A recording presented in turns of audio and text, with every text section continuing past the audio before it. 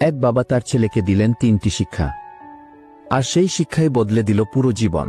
এই গল্প শুনলে হয়তো তোমার জীবনও পাল্টে যাবে। ঢাকা শহরের এক কোণে ছোট ভাড়া বাসায় থাকে বাবা ও ছেলে। ছেলের নাম শান্ত, বয়স মাত্র 12, ক্লাস 7-এ পড়ে। খুব চঞ্চল, বন্ধুদের সঙ্গে মাঠে ফুটবল খেলতে ভালোবাসে, কিন্তু পড়াশোনায় খুব একটা ভালো নয়। গণিতে তো একেবারেই দুর্বল। একদিন স্কুল থেকে ফিরে শান্ত সোফায় বসে মন খারাপ করে থাকল। মুখে চিন্তার ছাপ দেখে বাবা রহমান সাহেব বাগান থেকে ফিরে ছেলের পাশে বসলেন। কি হলো বাবা, চুপচাপ কেন? শান্ত দীর্ঘশ্বাস ছেড়ে বলল, আব্বু, আজকে আবার গণিতে কম নাম্বার পেয়েছি। মনে হচ্ছে আমি কিছুই পারব না। আমি সবার চেয়ে দুর্বল। বাবা মৃদু হেসে বললেন, এই শহর দুর্বল মানুষকে জায়গা দেয় না। কিন্তু মনে রেখো, দুর্বলতা কোনো অভিশাপ না।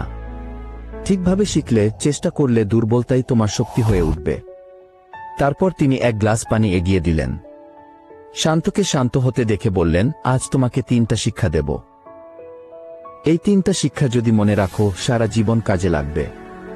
পরের দিন সকালে বাবা বললেন, আজকে সাইফুলকে ফুটবল খেলতে ডাকবে। সাইফুল শান্তর সহপাঠী, যে সাধারণত ফুটবলে খুব একটা ভালো নয়। প্রথমে শান্ত একটু অবাক হলেও বাবার কথা মতো করল। দুপুরে স্কুল ছুটির পর মাঠে খেলায় সাইফুলকে নিয়ে এলো। সেই দিন খেলায় শান্ত অসাধারণ পারফরম্যান্স দেখালো, একাই 3 গোল করে দলকে জেতালো। কিন্তু সাইফুল সেভাবে খেলতে পারল না, মাঝে মাঝেই বল মিস করল। তবুও খেলাটা মজা করে খেলল।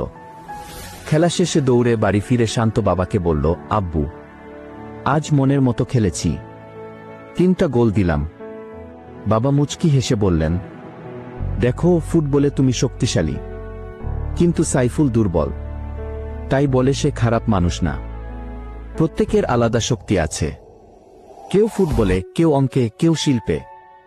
তুমি দুর্বলতা নিয়ে চিন্তা না করে নিজের শক্তি খুঁজবে। এটাই জীবনের প্রথম শিক্ষা। শান্ত প্রথমবার বুঝল, দুর্বলতা কোনো অভিশাপ না, বরং প্রত্যেকের শক্তি আলাদা। বাবা বললেন, আগামীকাল স্কুলে গিয়ে দেখবে সাইফুল কতবার ক্লাসে অঙ্ক খাতায় লিখছে।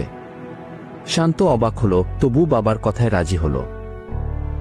পরের দিন ক্লাসে গিয়ে সে লক্ষ্য করল, সাইফুল বারবার খাতায় অঙ্ক করছে, ভুল হচ্ছে, আবার করছে। বিরতিতেও সাইফুল খাতা খুলে চেষ্টা করে যাচ্ছে। শান্ত বাড়ি ফিরে বাবাকে সব বলল।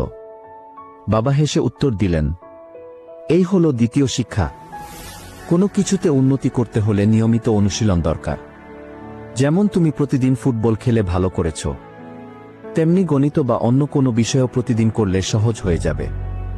শান্ত মনে মনে ভাবল, তাহলে আমিও যদি প্রতিদিন একটু একটু করে অঙ্ক করি, একদিন সহজ লাগবে। এক রাতে বাবা বললেন, তোমাকে শেষ শিক্ষা দেব। আগামীকাল অন্তত 3টা কঠিন অঙ্ক সমাধান করবে। শান্ত কিছুটা ভয় পেলেও রাজি হল। পরের দিন স্কুল শেষে খাতায় বসে অঙ্ক সমাধান করতে শুরু করল। প্রথম অঙ্কে বারবার ভুল হল, দ্বিতীয়টায় মাথা ব্যথা করতে লাগল। শেষে বিরক্ত হয়ে খাতা বন্ধ করল। রাতে বাবা জিজ্ঞেস করলেন, কি হলো বাবা, অঙ্ক হলো? না আব্বু, অনেক চেষ্টা করলাম, মাথা ধরেছে। বাবা ছেলের মাথায় হাত রেখে শান্ত গলায় বললেন, শোনো, যখন তুমি এমন কিছু করতে চাও যা তোমার ভালো লাগে না, তখন তা কঠিন মনে হয়। কিন্তু যখন ভালোবাসা দিয়ে কোনো কিছু শিখবে, তখন তা সহজ হয়ে যাবে।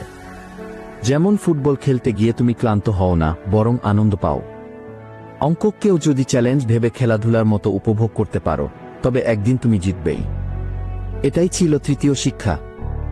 শান্ত এবার প্রতিদিন নির্দিষ্ট সময় ধরে অঙ্ক অনুশীলন করতে লাগল। মাঝে মাঝে ভুল হতো, তবুও হাল ছাড়ত না। বাবার কথা মনে পড়ত, ভালোবাসা দিয়ে শিখো। 1 মাসের মধ্যেই তার উন্নতি দেখা গেল।